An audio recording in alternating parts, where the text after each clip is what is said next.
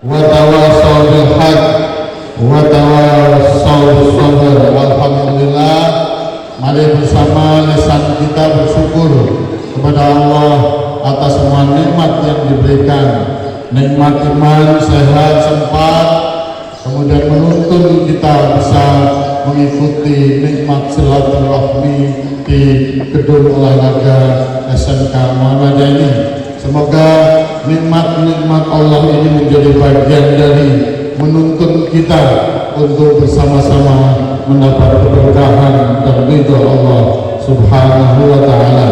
Yang kami hormati Ketua PCN Majenang Kiai Haji Masykur Ihsan MPD, tindak orangnya. Oh, lagi online. Yang kami hormati Ketua Pimpinan dan seluruh anggota pimpinan cabang Muhammadiyah yang hadir maupun UPP. Yang kami hormati Ketua Ortom tingkat kabupaten, tingkat daerah dari Pemuda Muhammadiyah, dari Nasyidul Asia, dari Ikatan Pelajar Muhammadiyah, dari Ikatan Mahasiswa Muhammadiyah, Hizbul Waton, Tapak Suci, MDMC, Jatang, KWTA, dan LPKS. Yang kami hormati juga pimpinan cabang Nasyidul Asia dan seluruh ortom yang baru dilantik. Alhamdulillah. Tentu sekali lagi yang kita bersyukur bahwa nikmat Allah ini kita bisa menyaksikan. Selain bersilaturahmi, kita menyaksikan hal luar biasa di Persyarikatan Muhammadiyah, pelantikan lebih dari berapa? 10 pelantikan 10 organisasi otonom dan UPP yang ada di Majenang. Selamat kepada yang baru dilantik. Ini Ketua Pemuda Muhammadiyah Mas Hilman Latif Al Faruq, mana orangnya? Nah, masih ada nggak? Baru dikukuhkan kok terus pergi? Ini nggak tahu jawab. Saya sambil mengenal. Ketua Nasyidul Asia Mbak Yuli Nur Hayati SPD mana? Oh, sudah, masih ada. Ketua Ikatan Pelajar Muhammadiyah Khalifah Zahro mana? Ada. Oke, saya absen. Ketua Ikatan Mahasiswa Muhammadiyah Wafid Azizah. Wafid Azizah mana? Oh, mungkin nyanyi, lagi nyanyi, artis ini.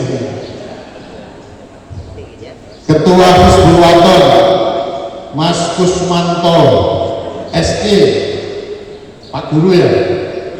Mana? Jadi panitia? Oh, di belakang sendiri. Ya.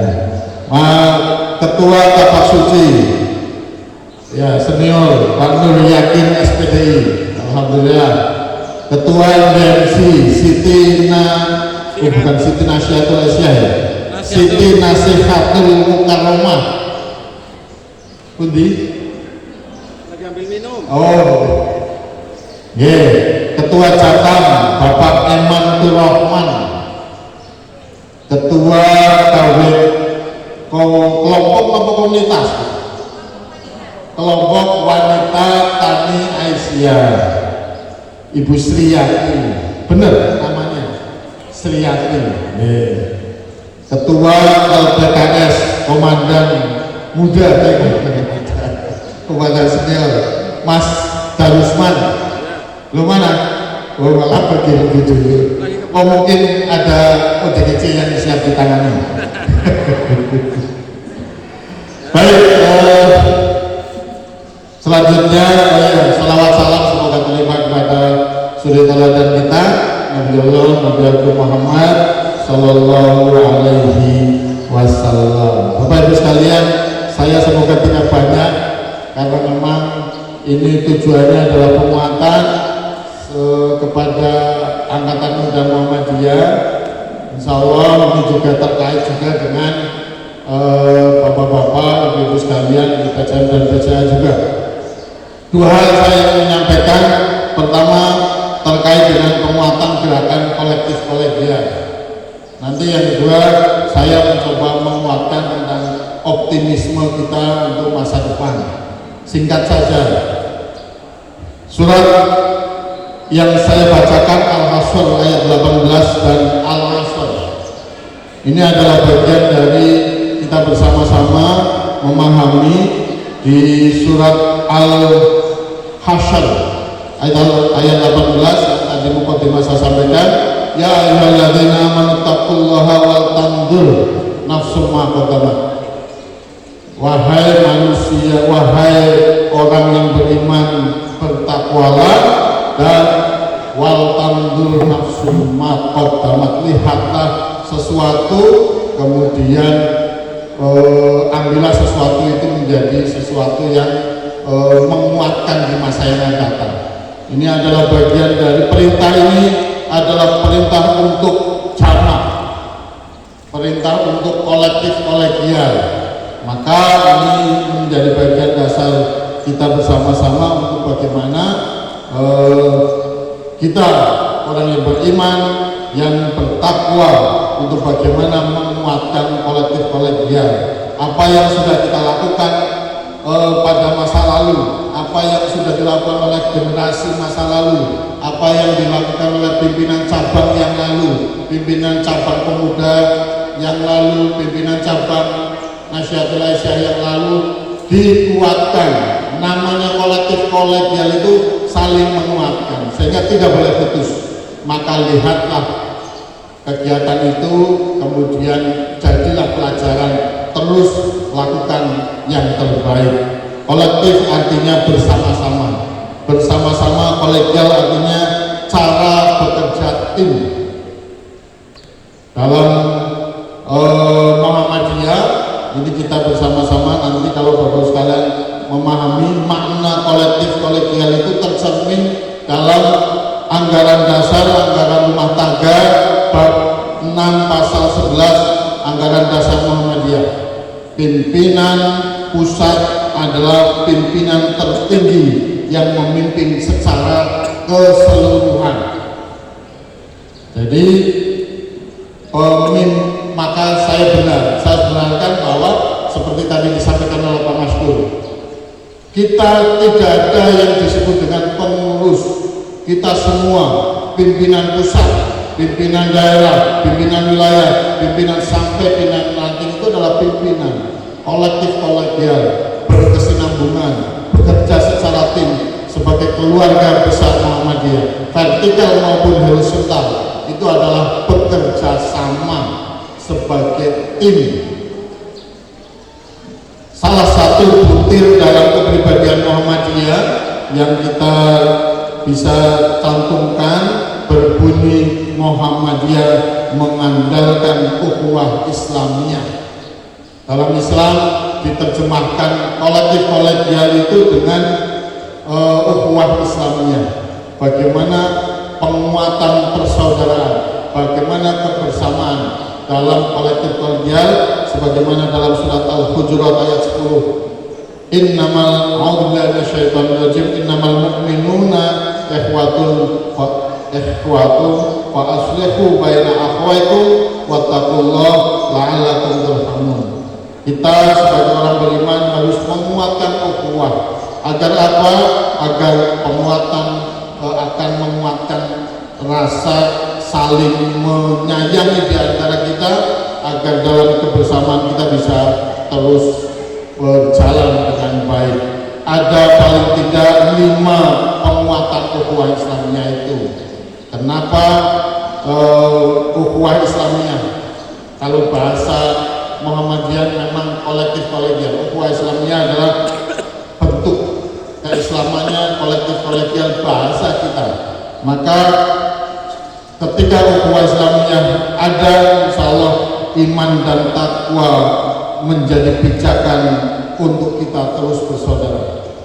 Ini adalah pijakan utama kita, iman dan takwa. Ukhuwah Islamiyah bisa kuat kalau kita menguatkan keimanan dan ketakwaan kita. Insya Allah kita bersama-sama selalu dalam setiap kegiatan selalu menguatkan itu. Penguatan ukhuwah Islamiyah itu akan kuat kalau yang kedua tadi disampaikan rukun ikhlas oleh Pak Maskur.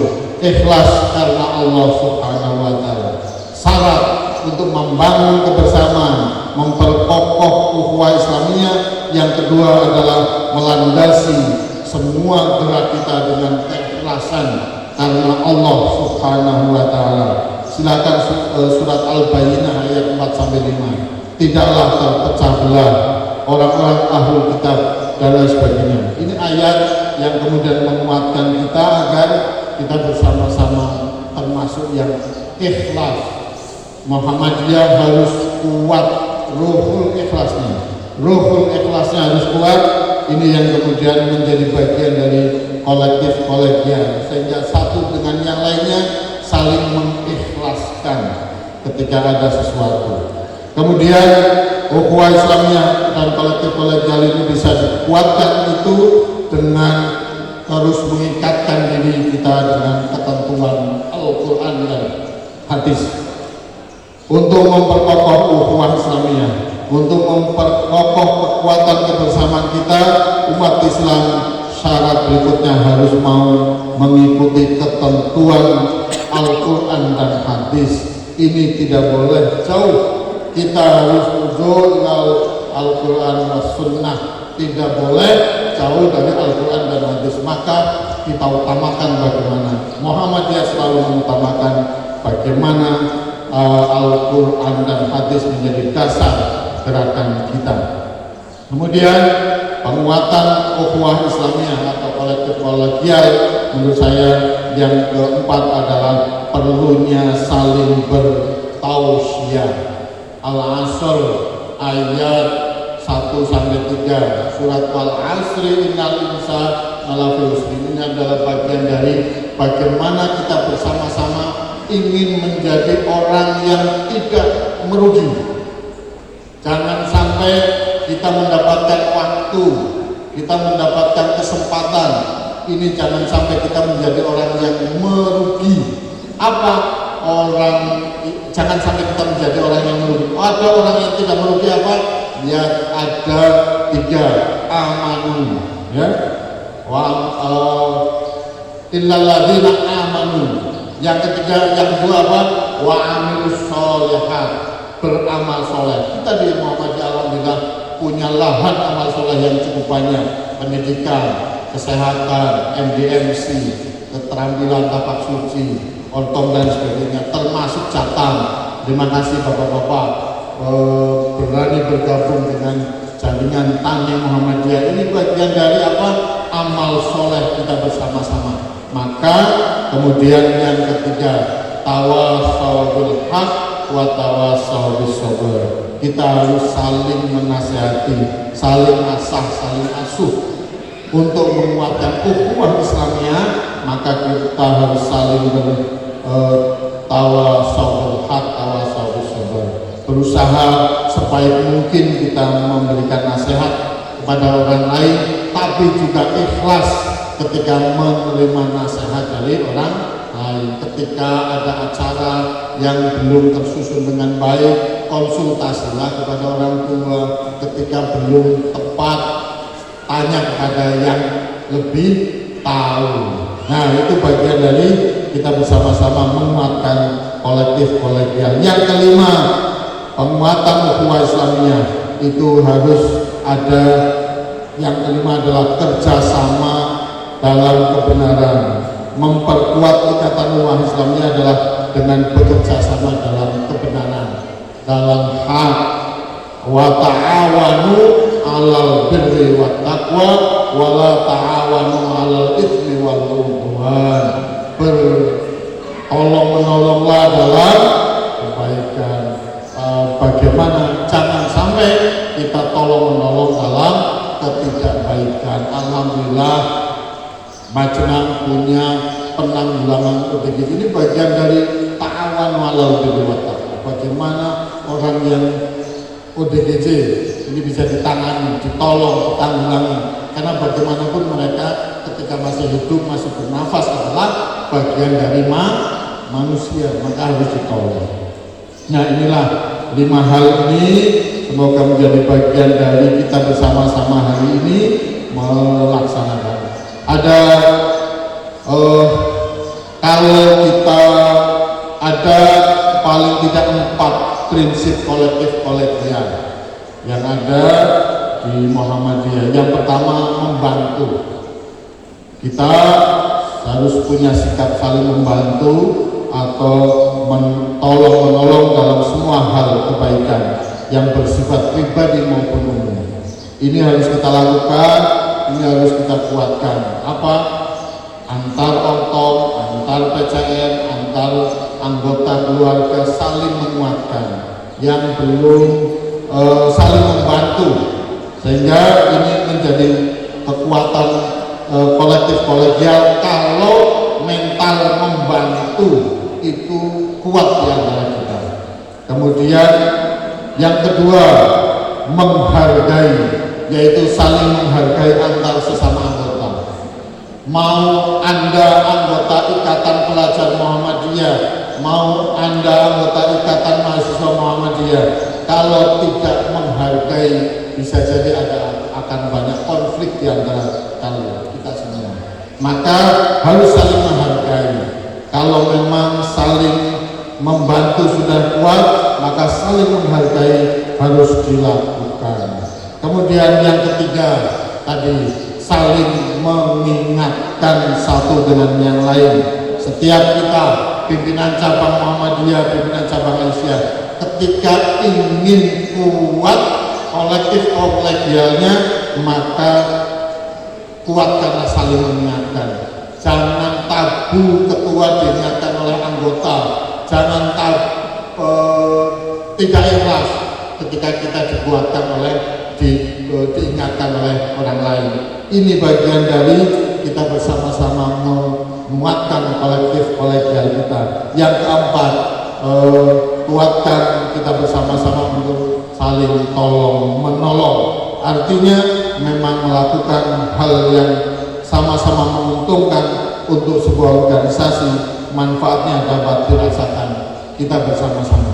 Saling tolong menolong adalah sesuatu yang insya Allah akan memberikan manfaat di antara kita bersama-sama. Kalau kita tidak bisa menguatkan kolektif kolegial, maka ada 5 akibat. Yang pertama apa? Ketidakharmonisan. Kita akan tidak harmonis. Pemuda cemburu kepada Nasihatul Aisyah karena diberi waktu pelantikan terlalu lama. Yang datang lebih dulu kepengennya kalau sudah dilantik itu salah satu kalau tidak kolektif kolegial itu yang sudah dilantik kepengen mundur, itu akan terjadi ketidakharmonisan karena capek. Kalau tidak kolektif kolegial, tapi karena kolektif kolegial tadi masih toleransi, yang sudah dilantik tidak mundur karena kolektif kolegial itu sehingga ketidakharmonisan. Yang kedua, kepemimpinan akan bisa jadi otoriter, sewenang-wenang. Kalau tidak ada kolektif kolegial akan ada keotoriteran. Organisasi kalau tidak dilakukan dengan musyawarah antar satu dengan yang lain, melakukan rapat bersama-sama, maka bisa jadi akan tidak berjalan. Oh, itu kan keputusan ketua PCN, saya tidak mengikuti, anggota PCN akan begitu. Maka di pimpinan ranting sampai pusat tidak ada yang namanya keputusan ketua PCN. Yang ada adalah keputusan pimpinan cabang Muhammadiyah. Paham betul ini?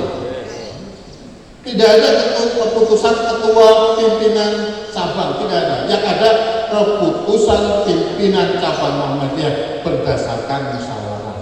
Maka kalau kami memang periode yang lalu selalu begitu, tidak ada yang namanya hasil pleno, ya hasil bersama-sama, hasil rapat yang dilakukan secara musyawarah. Sebagaimana tadi disampaikan, wasyawirhum. Kalau kemudian sudah musyawarah, tapi kemudian ternyata tidak bisa bersama-sama dilakukan, fatawakkal 'alallah wa idza balagta fansab wa ila rabbika. Yang ketiga, kalau tidak ada kolektif kolegial, maka akan tidak tercapai visi misi yang sudah dirumuskan. Insya Allah akan tidak mudah tercapai dengan bersama-sama. Kalau panjenengan hanya merumuskan visi misi tidak bersama-sama, maka insya Allah tidak mudah tercapainya. Itu akan dijamin tidak akan berjalan visi misinya. Kemudian yang keempat, akibat dari tidak kolektif kolegial adalah banyaknya kepentingan pribadi. Jadi kalau ada sebuah kelompok organisasi atau pimpinan cabang kok tidak bisa melaksanakan kolektif kolegial ini, maka bisa jadi banyak kepentingan pribadi. Kadang-kadang itu kan karena ketua cabangnya, itu kan karena, sehingga akan terjadi kepentingan ini yang kemudian tidak bisa menguatkan secara bersama-sama. Yang kelima, kenapa kolektif kolegial itu penting? Itu bisa kalau tidak dilaksanakan bisa mengakibatkan kekompakan tidak terjadi. Pasti ada tafarruq, pasti ada perpecahan, pasti ada kubu-kubu, ada kubunya A, kubunya B, itu pasti terjadi. Kalau pemuda Muhammadiyah, kalau Nasyiatul Aisyah memutuskan sesuatu tidak dengan bersama-sama, standarnya ada. Oh, minimal ketua sekretaris bendahara, oh minimal unsur ketua, unsur sekretaris, unsur bendahara ada.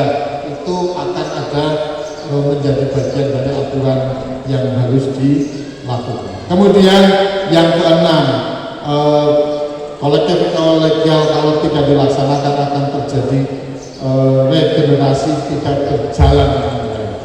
Pasti ketika organisasi berjalannya sendiri-sendiri, menurut senangnya ketua, menurut kayanya ketua, menurut dan sebagainya, maka tidak ada regenerasi.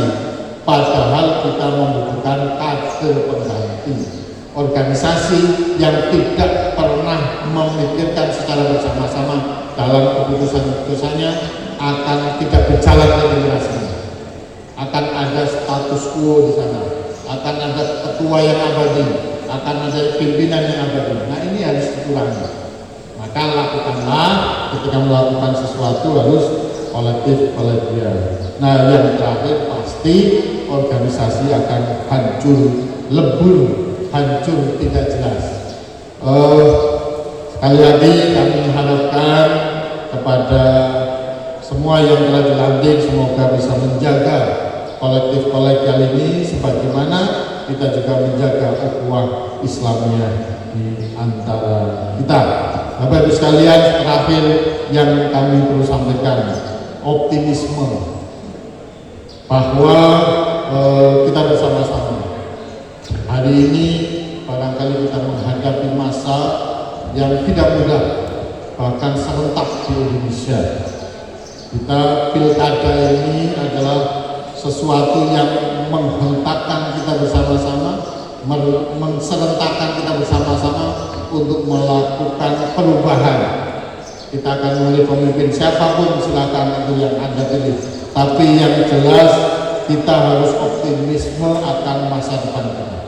Kita harus yakin bahwa masa depan kita akan lebih baik dari masa yang lalu. Ada 5 sikap optimis yang muncul. Ketika kita optimisme itu, kita paling tidak ya ada 5 hal yang nanti akan kita muncul. Di ayat wala tahinu wala tahzanu wala tahzanu wa antumul a'lau. Nah, in kuntum mu'minin. Saya agak cepat karena biar ketabrak adzannya tidak terlalu kencang. Optimisme itu akan membangkitkan satu, membangunkan rasa syukur kita kepada Allah. Ya, salah satu kunci utama untuk membangun kita optimisme adalah kita selalu mempraktekkan rasa syukur. Ketika kita rasa syukur kita kepada Allah akan semua yang ada pada diri kita diberi kesehatan, kita diberi saudara, kita diberi teman, maka ini menjadi bagian dari mendukungnya optimisme kita. Ya. Kemudian yang kedua, menghilangkan rasa takut dan khawatir. Jadi optimisme ini seringkali memang kalau ada kalau pesimisme ya, sebaliknya. Kalau pesimisme itu bisa ada ketidakpastian dan lain sebagainya. Kadang-kadang khawatir, kadang-kadang takut juga dan lain sebagainya. Tapi kalau kita optimisme, insya Allah rasa takut akan hilang di antara kita. Kemudian insya Allah optimisme ini akan membangkitkan kepercayaan kita bersama-sama. Ketika kita optimis, insya Allah kepercayaan diri kita akan lebih baik. Yakin masa depan kita akan lebih baik di masa yang datang, maka insya Allah kita akan lebih percaya diri. Kemudian optimisme itu akan membangkitkan solusi, bukan masalah. Artinya ketika kita optimisme pada masa yang akan datang, kita itu harus fokus pada mencari pemecahan masalah, bukan menambah masalah. Ya. Jadi harus begitu, harus bagaimana kita mencari, memecahkan masalah kita apa, bukan mengungkit-ungkit masa lalu. Oh, periode yang lalu sih begitu, oh periode dan lain sebagainya. Itu tidak akan membangkitkan optimisme dan malah akan membuat pesimis kita bersama-sama dalam menjalankan organisasi. Yang kelima, insya Allah optimisme akan membangkitkan nilai positif di antara kita. Optimisme juga tercermin dalam hubungan kita, dalam bergaul, insya Allah akan muncul positivisme. Kita akan positif kepada orang lain. Kita berenergi positif, kita akan terpancar kepada orang lain. Ketika kita positif kepada, ketika kita optimis. Bapak Ibu saudara sekalian yang kami hormati, kami tentu mengharap bahwa apa yang kita lakukan sebagai organisasi, sebagai keluarga besar Muhammadiyah, ini benar-benar terus kita kuatkan bersama-sama. Saya harapkan organisasi otonom yang ada di cabang Muhammadiyah ini, monggo kita bersama-sama menguatkan organisasi Muhammadiyah ini agar masa depan kita bisa lebih baik. Ada paling tidak pada saat rapat kerja bidang pengadilan di pimpinan wilayah Muhammadiyah, ada beberapa hal yang harus dikuatkan. Yang pertama, memang kita harus bersama-sama menguatkan SDM kita, fokus pada bagaimana pengembangan sumber daya manusia, bagaimana pelatihan, pendidikan kader, serta meningkatkan kualitas kader untuk mengatasi kekurangan kader. Maka memang saya mentargetkan, saya minta kepada MPK PDMKP Cilacap untuk semua PCM segera menyelesaikan Baitul Arqam sebagai pengkaderan wajib, termasuk nanti tahun depan kami minta Baitul Arqam semua amal usaha Muhammadiyah, SD, SMP, dan SMA. Tahun ini memang targetnya adalah pimpinan cabang Muhammadiyah sudah. PCM Majenang sudah Pak pengkaderannya? Belum, segera. Kalau bisa Desember sudah pengkaderan, biar semuanya sudah pengkaderan. Saya nggak tahu Pak Wartono dikomunikasikan, dan kami meminta ini menjadi penguatan SDM kita. Bagaimana kita akan berjalan setelah 1 tahun kita dikukuhkan kalau SDM kita tidak punya cara pandang sama. Nah, untuk menguatkan cara pandang ya dengan pengkaderan. Penguatan SDM kita adalah dengan pelatihan dan pengkaderan. Yang kedua yang perlu dikuatkan oleh kita bersama-sama adalah memanfaatkan teknologi informasi dan komunikasi dengan maksimal, sehingga kita mendorong untuk semua kita bersama-sama sebagai keluarga besar Muhammadiyah ini juga menjadi bagian dari bagaimana penyebaran informasi, penyebaran komunikasi itu berjalan dengan baik melalui apa? Melalui IT yang ada. Kita Pak Haidar Nasir juga menyampaikan agar jangan sampai kader-kader IPN, kader IMN tidak tahu perkembangan teknologi informasi. Harus kuat, harus gencar. Dakwahnya misionaris di luar umat Islam itu bekerja maksimal di TikTok, di Facebook, di YouTube. Nah, kok kader-kader kita tidak ada? Itu kan dakwahnya perlu juga dilakukan. Tadi kita dakwah dimanapun harus kita coba. Nah, teknologi informasi ini juga harus dikuatkan kita bersama-sama. Yang ketiga, harus membangun kemitraan dengan organisasi lain untuk menguatkan bagaimana tujuan Muhammadiyah ini bisa tercapai. Minimal internal antar ortom sering-seringlah berkolaborasi.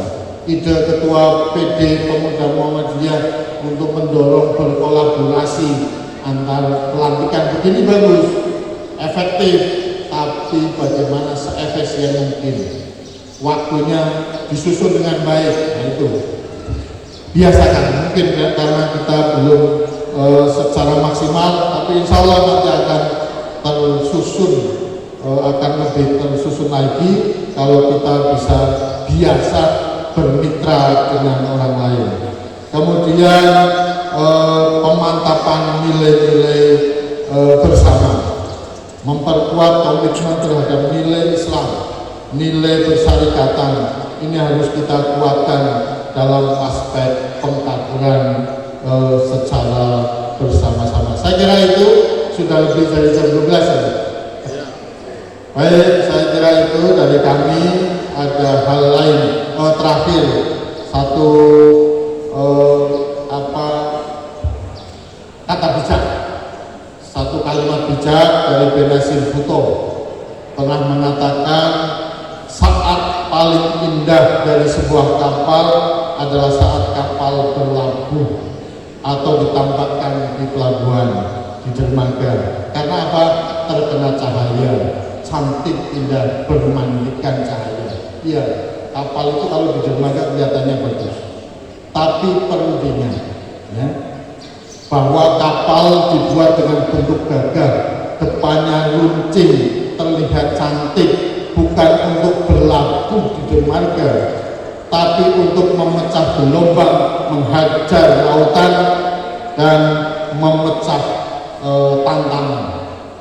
Saudara-saudara sekalian dikukuhkan dengan luar biasa, dengan gagah dan cantik saat pelantikan, saat pengukuhan di gedung ini, tapi harus diingat, kegagahan dan kecantikan saudara semua diuji saat nanti bisa banyak memecahkan masalah, sumbangsih untuk menjawab lautan masalah dan gelombang kehidupan nanti, baik untuk persyarikatan, untuk umat, maupun untuk bangsa dan negara kita. Saya kira itu dari kami, semoga bermanfaat. Sebagai bagian dari penutup, saya tutup dengan pantun ya, biar mantan ikut-ikut yang senang pantun. Cakep ya.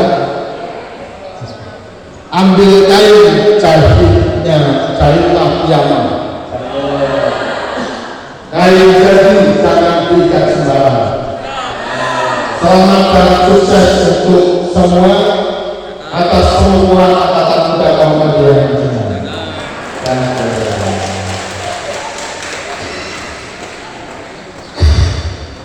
Naik perahu merusakan bahkan, naik kereta janganlah telat. Alhamdulillah, SK sudah di tangan, bekerja dan berkarya